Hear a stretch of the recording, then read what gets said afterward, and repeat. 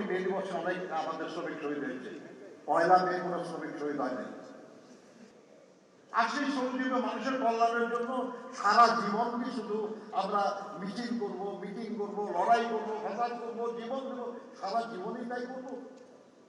রক্ত দিয়ে স্বাধীন বাংলাদেশকে আমরা তাই করবো? না বলতে পারি। আমরা অবশ্যই আমাদের কল্যাণ চাই, আমরা অবশ্যই আমাদের ভাগ্যের পরিবর্তন চাই, আমরা অবশ্যই আমাদের ন্যায্য মজুরি চাই, আমরা অবশ্যই আমাদের সুস্থ স্বাস্থ্যকর কাজের পরিবেশ চাই, সবই আমরা চাই। কিন্তু তা আমাদের আদায় করতে হবে একটা গঠনমূলক প্রক্রিয়ায়। কারণ এই দেশটা আমাদের, আমরা রক্ত দিয়ে দেশটাকে স্বাধীন করেছি। আমাদেরকে বিভ্রান্ত করে যেন এই দেশের স্বাধীনতা বা সার্বভৌমত্বের বিরুদ্ধে কেউ কোনো পরিস্থিতি সৃষ্টি করতে না পারে, আমাদের খেয়াল রাখতে হবে। আমি সরকারের সঙ্গে আছি, আমি একটা দল করি, সেই দল এখন রাষ্ট্র পরিচালনার দায়িত্বে আছে, কিন্তু আমি রাষ্ট্র থেকে একটা শ্রমিক, আমি শ্রমিক আন্দোলনের একজন কর্মী। এই দলের নির্বাচনী ইস্তাহার প্রণয়নে আমি যুক্ত ছিলাম। আমাদের দলের নেতা জনাব তারেক রহমান, আপনি এর আগের ইস্তাহার দেখেন, শহীদ রাষ্ট্রপতি জিয়া রহমান, আমি তার সঙ্গে কাজ করেছি, আমি দেশিক বেগম খালেদা জিয়ার সঙ্গে কাজ করেছি, আমি এখন জনাব তারেক রহমানের সঙ্গে কাজ করছি।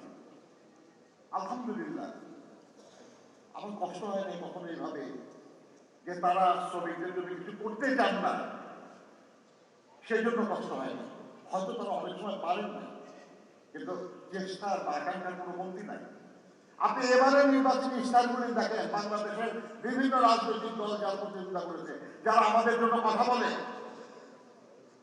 দেখেন তাদের নির্বাচনী ইস্তাহারে তারা শ্রমিকদের জন্য কি করতে চেয়েছে।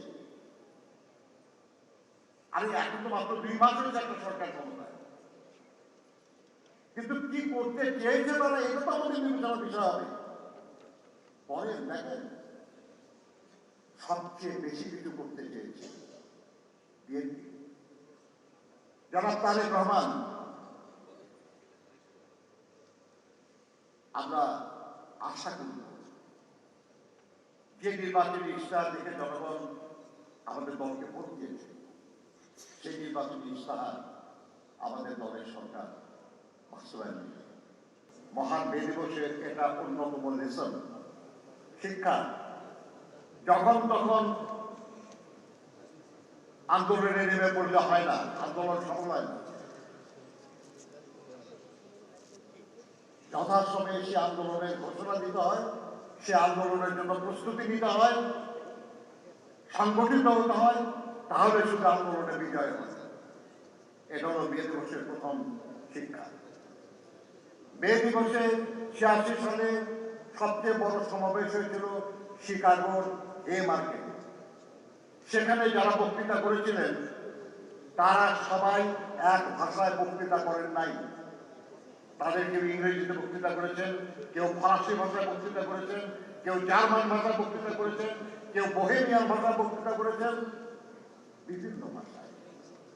এটা মে দিবসের আর একটা শিক্ষা, যে শ্রমিকদের আন্দোলনে জাতি, ধর্ম, বর্ণ এটা বাধা হয় না, এটা নির্বিশেষে ঐক্যবদ্ধ হতে হয়। আমাদের শ্রমিক আন্দোলনের পূর্বপুরুষরা ঐক্যবদ্ধ হতে পেরেছিলেন বলেই তারা মে দিবসের জন্ম দিতে পেরেছিলেন। আমরা জেলায় জেলায় বিভক্ত হই, আমরা বিভাগে বিভাগে বিভক্ত হই, আমরা কারখানায় কারখানায় বিভক্ত হই, এটা মে দিবসের শিক্ষার বিরুদ্ধে। দুনিয়ার মজদুর একও বলি, মে দিবস অমর হোক বলি, কিন্তু আমরা মে দিবসের চেতনায় ঐক্যবদ্ধ হতে পারি। বন্ধুরা, মে দিবসের আন্দোলনকে সফল করার জন্য সেই নেতৃবৃন্দ তারা গান গেয়ে মিছিল করেছেন। যে কারখানায়, জুতা কারখানায় 8 ঘন্টা দাবি মানা হয়েছে, শ্রমিকরা ওই কারখানার জুতা বলতো এটা হলো 8 ঘন্টা জুতা। যে জুলুর কারখানার শ্রমিকরা মালিক 8 ঘন্টা দাবি মেনেছে, শ্রমিকরা ওই কারখানার ছাড়া আর কিছু কিনতো না, বলতো এটা 8 ঘন্টা জুলুর। অর্থাৎ দাবিকে জনপ্রিয় করার জন্য ক্রমাগত চেষ্টা করে দিতে হয়, হঠাৎ করে হয় না। মনে রাখতে হবে শ্রমিক আন্দোলনের নেতা কর্মীদের। বন্ধুরা, এইভাবে আমরা অনেকে বলি মে দিবসে অনেক আমাদের শ্রমিক শহীদ হয়েছে। 1 মে কোনো শ্রমিক শহীদ হয় নাই।